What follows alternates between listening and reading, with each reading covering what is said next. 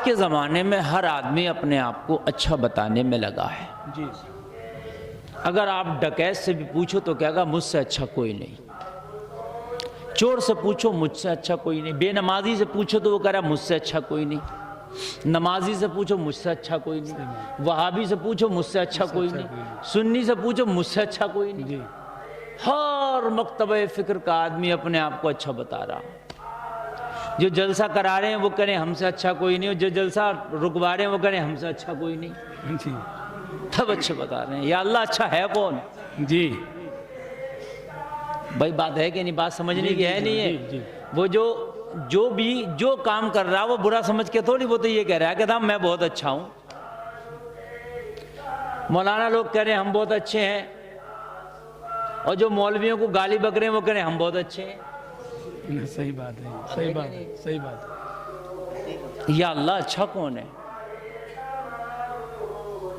اچھے تو سب دعوے کرتے ہیں، مگر نہ میرے کہنے سے کوئی اچھا ہوتا ہے نہ آپ کے کہنے سے اچھا ہوتا ہے، جس رب کا قرآن کہہ دے وہ اچھا ہوتا ہے۔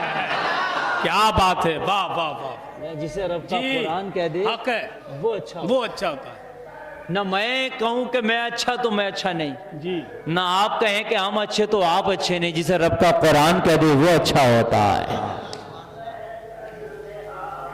اب آپ کہتے ہو یار یہی تو قرآن ہے، اسی قرآن کو ہم پڑھنا چاہتے ہیں، اسی قرآن پہ عمل کرنا چاہتے ہیں۔ کچھ لوگ اسی قرآن پڑھنے والوں کی مخالفت کرتے ہیں، جی اسی قرآن کو نہیں ماننے کی کوشش کرتے، تو اس میں بھی ٹینشن مت لینا، قرآن سمجھنا سب کے بس کی بات نہیں، جی بے شک، نہ قرآن پہ عمل کرنا سب کی بات ہے۔ اللہ جسے چاہتا ہے وہی قرآن پڑھتا ہے، اللہ جسے چاہتا ہے اسی کو قرآن پہ عمل کراتا ہے، وگرنہ تو بہت سے ایسے ہیں سامنے قرآن پڑھا جا رہا ہے پھر بھی قرآن کی مخالفت کرتے ہیں۔ اللہ اللہ، یہ حقیقت ہے، دیکھا گیا ہے۔ جی کیا کربلا میں جو مخالفت ہو رہی تھی امام حسین کی، وہاں رحمت آ رہا تھا کوئی مخالفت کرنے؟ اوم پرکاش آیا تھا؟ نہ، سب نماز پڑھنے والے کھڑے تھے۔ جی بھائیو سمجھ رہے نہیں سمجھ رہے؟ سب وضو کرنے والے کھڑے تھے، سب روزہ رکھنے والے کھڑے تھے، اور مخالفت ہو رہی تھی۔ جی امام حسین بھی کربلا میں قرآن لے کے آئے تھے، اور یزیدی بھی کہہ رہے تھے ہمارے ساتھ بھی قرآن ہے۔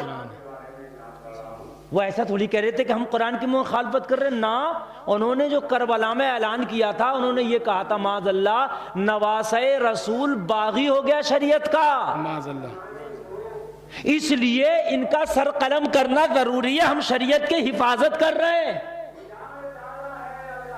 یہ اعلان کر کے امام حسین سے علم بغاوت بلند کیا تھا، لیکن قرآن کہہ رہا ہے تم بھی قرآن لے کے چلو، حسین بھی قرآن لے کے چلے، لیکن دونوں نہیں ہو سکتے حق پر۔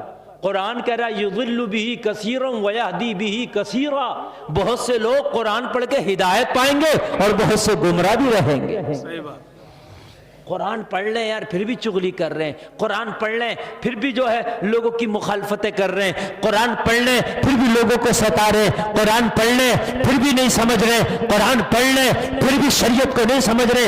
وجہ کیا ہے؟ وجہ یہ ہے کہ دل کا جو ہمارا خانہ ہے وہ تقوی سے خالی ہو گیا، اور جب تک کہ دل میں تقوی نہیں پیدا ہوگا، جب تک ایمان کامل نہیں ہو سکتا، جب تک تقوی پیدا نہیں ہوگا، جب تک اللہ کو اچھے سے نہیں پہچان سکتے، جب تک تقوی پیدا نہیں ہوگا، جب تک مصطفیٰ کی محبت تمہارے سینے میں گھر نہیں کر سکتی، تقوی ضروری ہے۔ قرآن نے صاف اعلان کر دیا اے ایمان والو پہلے تقوی اختیار کرو بعد میں سچوں کے دامن پکڑو۔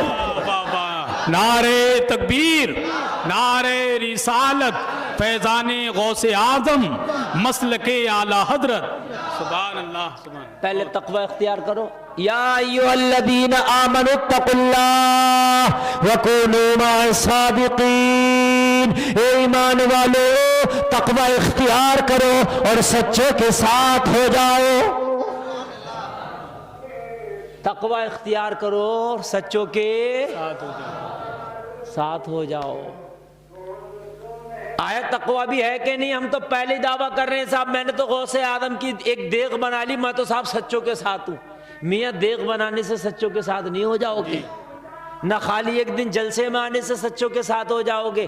اللہ فرما رہا پہلے تقوی تو اختیار کر لو، اس کے بعد سچوں کی بارگاہ میں آؤ، پھر تمہیں دیکھو کیسے کمالات عطا کیے جائیں گے، مگر تقوی تو اختیار کرو۔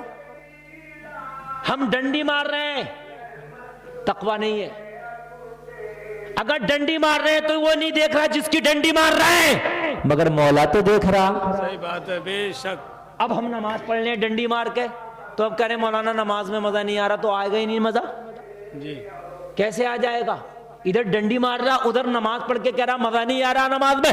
تقوی اختیار کر، دنیا کے خوف سے اگر تو نے گناہ نہیں کیا تو کوئی کمال نہیں ہے، اگر گناہ نہیں کیا تو خدا کے خوف سے نہیں کیا، اسی کا نام تقوی ہے۔ واہ واہ واہ واہ، بہت اچھا۔ سب کے سامنے میں گناہ نہیں کرتا تو میں ڈرتا ہوں لوگ کہیں گے مولانا کو کوسیں گے لوگ کہ مولانا یہ کر رہے ہیں وہ کر رہے ہیں، لیکن کوئی نہ دیکھنے والا ہو، گناہ کا موقع بھی مل جائے اور پھر ہم گناہ نہ کریں تو یہ اللہ کے ڈر سے ہے، اس کے خوف سے ہے، اور یہی گناہ نہ کرنا تم کو جنت میں لے جائے گا۔ دنیا سے نہ ڈرو، ڈرنا ہے تو پروردگار سے ڈرو۔ اچھا ایک بات بتاؤں، جب تک ہم دنیا سے اللہ سے نہیں ڈریں گے نا تو پوری دنیا سے ڈرتے رہیں گے، یہ بھی سن لیجئے آپ۔ اور جس دن اللہ سے ہم ڈرنا شروع ہو گئے اس دن پھر دنیا ہم سے ڈرے گی، ہم نے دنیا سے ڈرنے کی ضرورت نہیں ہے۔ صحیح بات ہے۔ آج ہم سب سے ڈر رہے ہیں، سب کا ڈر ہمارے دل میں۔ حد یہ ہے کہ جن کی کوئی اوقات نہیں ان کا ڈر ہمارے دل میں۔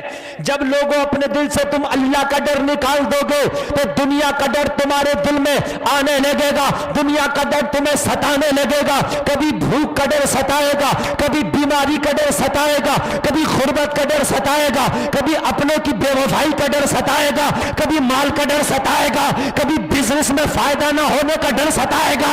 آپ کو طرح طرح کے ڈر ستاتے رہیں گے، لیکن جس دن تمہارے دل میں اللہ کا ڈر پیدا ہو گیا اس دن ڈر بھی تم سے ڈرنے لگے گا۔ واہ واہ واہ واہ واہ، بہت اچھا، ڈر بھی تم سے ڈرنے لگے گا۔ کیا بات۔ ہاں لیکن اللہ کا ڈر تو پیدا کرو، ہے ہی نہیں۔ جی ہم خالی چوراہے پہ کھڑے ہو کے کہہ دیتے ہیں بھئی ہم تو اللہ سے بہت ڈرتے ہیں۔ میاں تم کیا ڈرتے ہو؟ نماز ایک ٹائم کی نہیں پڑھ لے، خالی زبان سے کہنے سے اللہ سے ڈرتے ہو؟ بتائیے مجھے۔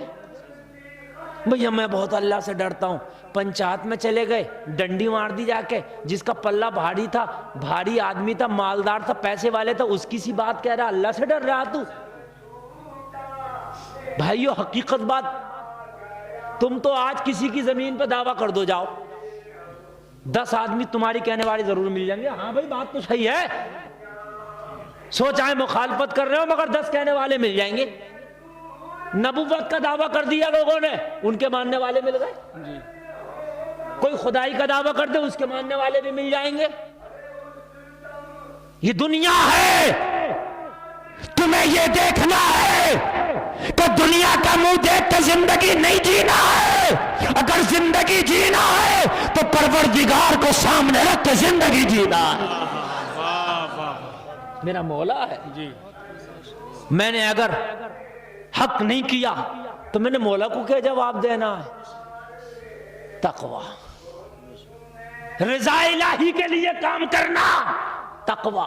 جی یہ مت کرو کہ میں یہ کام کروں گا تو یہ محلے والے خوش ہوں گے، وہ محلے والے خوش ہوں گے، فلانا خوش ہوگا، یہ خوش ہوگا، نہیں، بلکہ تجھے کام کرنا تو اس لیے کہے کہ میرا مولا خوش ہوگا۔ اگر تو نے دنیا کو خوشی کرنے کے لیے کام کیا تو میدان محشر میں جب رب کی بارگاہ میں کھڑا ہوگا مولا فرمائے گا اے میرے بندے تو دنیا کو خوش کرنے کے لیے کام کرتا تھا، دنیا کو خوش کرنے کے لیے نماز پڑھتا تھا، دنیا کو خوش کرنے کے لیے تو نے یہ کام کیا تھا، دنیا تجھ سے خوش ہو گئی، تجھے تیرا انعام دنیا میں مل گیا، آج میری بارگاہ میں اس کا کوئی حصہ نہیں ہے، نہیں ہے کوئی حصہ۔ یار کہاں چلے گئے ہمارے تقوی؟ اللہ کے رسول کی بارگاہ میں یار ایک عورت آئی،